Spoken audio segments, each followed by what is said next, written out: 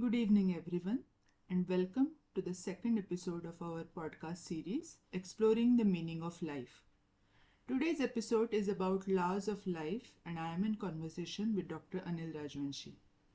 My first question to you is, why are we interested in knowing about life and its laws? Thank you very much, Madhura. Uh, it's going to be a free-wheeling discussion, and so we do not know how it will go, but I think it will be very interesting.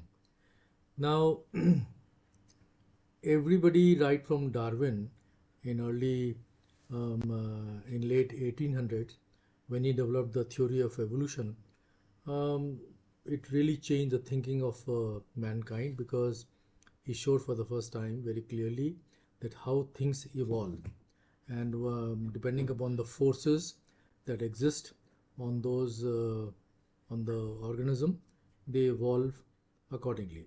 And so it was a very revolutionary thing that he did. And so everybody has been following that process. Why, what happens to life, how it evolves, what is the branching process, etc. A curiosity arose in me, and I asked myself, this is fine, but why life in the first place? And so this discussion will be about that. Naturally, you asked me that why are we interested in that, in this topic, or any topic like that. It is because of the fact that human mind is by nature very curious. We like to know from where we came, what is the purpose of our life, what is the future, etc., etc. And this is an outcome of that curiosity because you would like to know why the life started in this universe. And so hopefully we'll discuss this.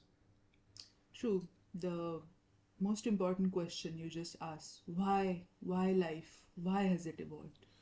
So I naturally I am I'm not God, so I do not know how it has started. But based upon the existing theories of science, based upon the existing theories of how nature evolved, we can speculate. And so this is also a speculation. I don't have the experimental answers to it. And the speculation goes as follows. And the speculation is based upon two scenarios. In the first scenario, we can we assume that the whole thing started with Big Bang, and Big Bang is a consequence of Einstein's theory of gravitation. Because if you go back in time, then naturally you come to a singularity where everything was the space, time, everything was together, and with the Big Bang, everything came out.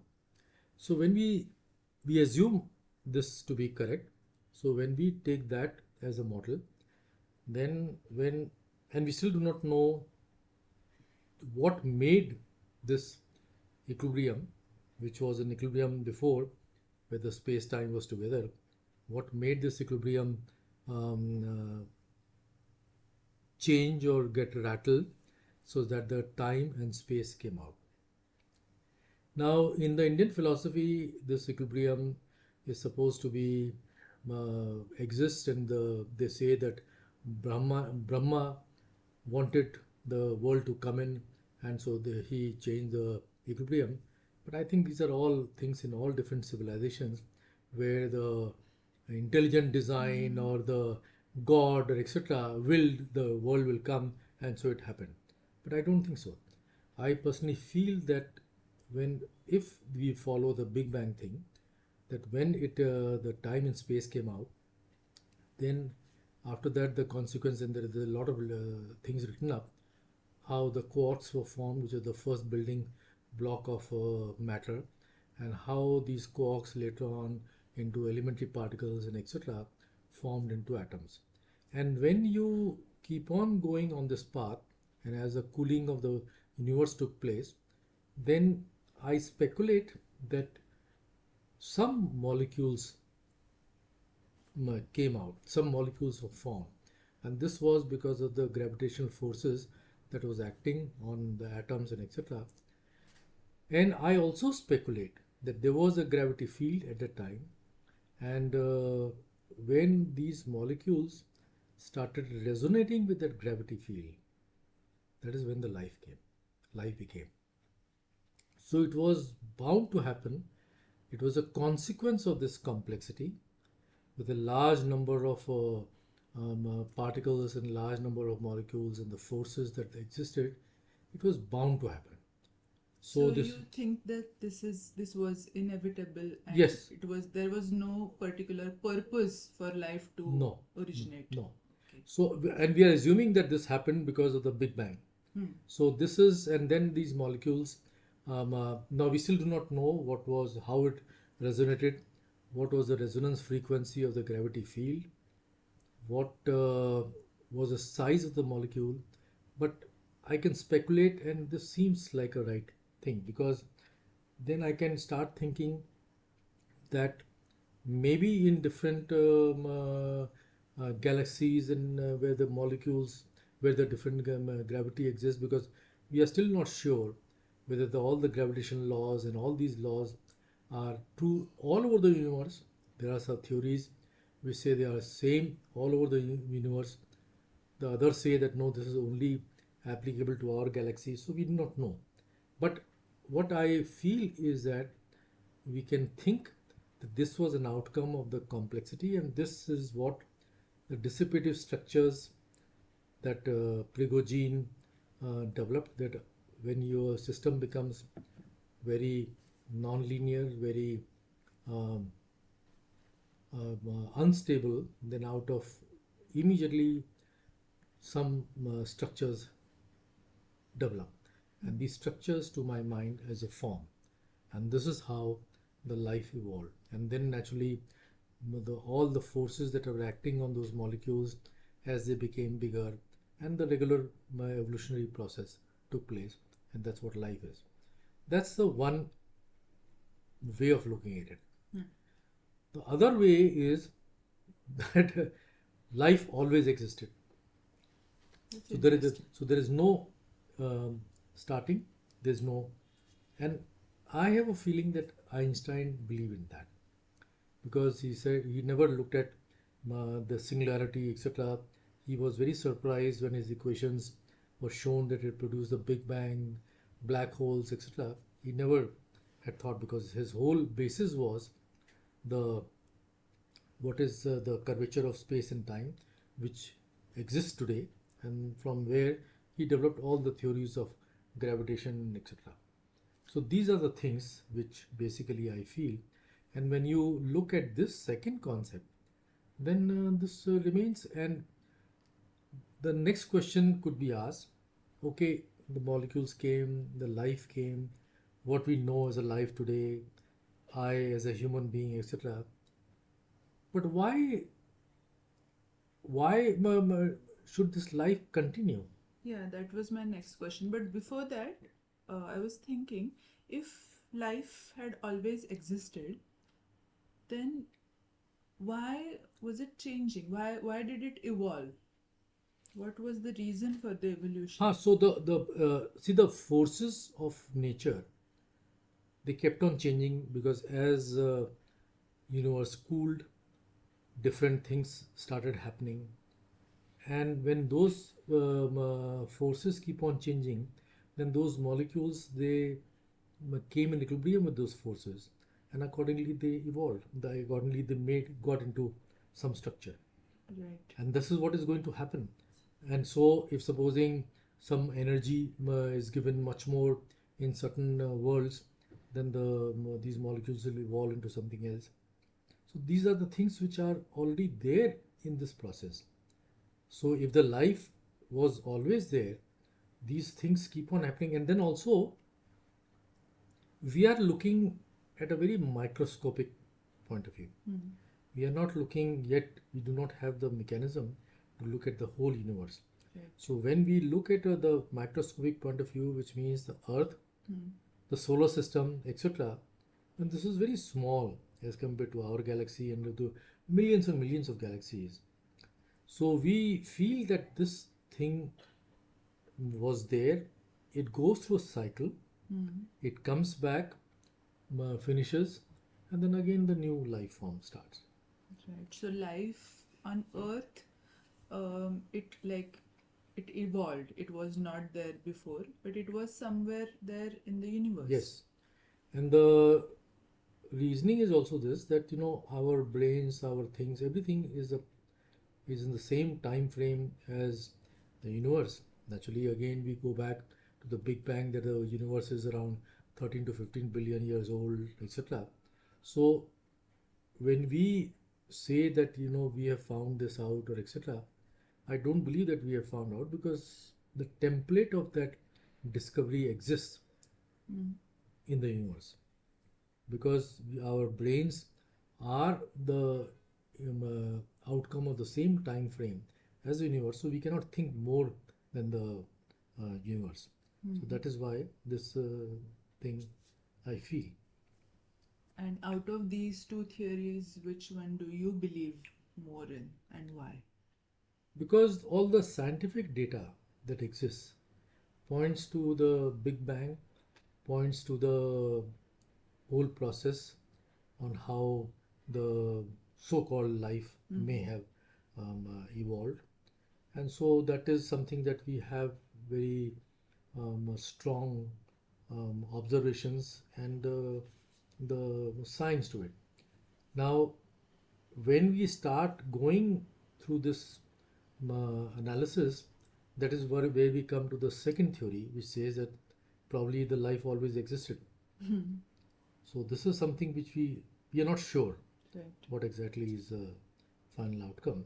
Mm. But the fact remains that the life evolved, life happened, it was bound to happen Mm. because of this fantastic, beautiful nature and the complexity. And so when the people say, it was God which willed it, etc., this is all nonsense. What was is this wonderful nature, which is itself is God, is how the complex situations spontaneously produce forms and structures, which we are crystallization of that all that information Mm. which exists in that um, space time, whatever it is. Right. And the and, next. and and and that is why we may think about the second possibility, that the space time existed, and then these small small things which come out from the space time are the forms, the worlds, etc. Mm. And once their cycle is over, they again merge into the space time. And this also follows the Indian philosophy, where it says that from this huge Brahman, or the consciousness, there's worlds of form, and again it goes back to the consciousness. Mm. So the next question would be, what makes life go on? Why is it still evolving? Why does it still exist? So that is even a deeper question, because ठीक है, once you have a life, what are the forces which tell us to procreate? Mm. What are the forces which tell us that to perpetuate? Naturally, perpetuate our species because we have the fear of losing the form. Because every species has a form, Mm. so every species wants to increase their numbers, increase their forms. Can you elaborate what is the form and? Form is like, for example, human beings. Human being, there's a form. Mm. We want to procreate to produce more human beings. Right. The reason for that is because the information from one human being to another is passed through the genetic code. Mm. Now, as we are evolving, then it is also passing through the what is called as the knowledge code. Mm. Now, how the knowledge will be kept in what form is another thing. But in the old times, in the whole life form, you pass the knowledge. We pass the knowledge basically from one life form to another through the genetic code. Right. And that is why we would like to procreate. And actually, the nature made the sex very enjoyable, so the procreation helped. But I think the answer is much more deeper than simply this. And I feel that there is what is called as a happiness. We all are going towards our ultimate goal of happiness. And happiness means the experiences. So, a life form, which is a lower life form, for example, a cat or a rat, it has certain experiences, and based upon those experiences, it reaches a certain level of satisfaction, happiness, whatever it is, and then it wants to maximize. And that is how I think the evolution takes place. That as our brains become bigger and bigger, our happiness, our ability to experience much more things keep on increasing. And that is what I feel on a deeper level, what fuels procreation and the continuation of species. The examples you gave, cats or rats, are still comparatively higher forms of lives in all the evolutionary scenario. How do we explain the perpetuation of very much that the forms like Trees, lizard. trees or microorganisms or viruses, I feel that once the living entity the system of the forms? system exists, then depending upon the structure and the complexity of that form, it has its own mechanism of satisfaction. Mm-hmm. And based upon that, this it wants to continue for going higher and higher. For example, just again a speculation that if that satisfaction of an amoeba is reached, then it probably branches out into something else, Mm. or that information branches out into higher. The amoebas will continue Mm. till all the amoebas their level of intelligence comes to that. So ultimately, I feel that the evolution's ultimate goal is to have a being with a huge amount of intelligence who will be able to go from bigger and bigger happiness. And happiness can only come when it absorbs the curiosity, absorbs all the things that are exist, or else, or in other words, knows about the universe, or Mm. knows about how the things work, or basically the mind of God. God is not something which is some entity. God is simply how the nature works, what exactly is the process. And when you reach that level where you really understand everything that exists in the universe, there's nothing else to do. That is the end. Mm. And then the cycle continues. This is what I feel. I may be wrong, but I feel that there has to be a much deeper meaning of why we want to procreate.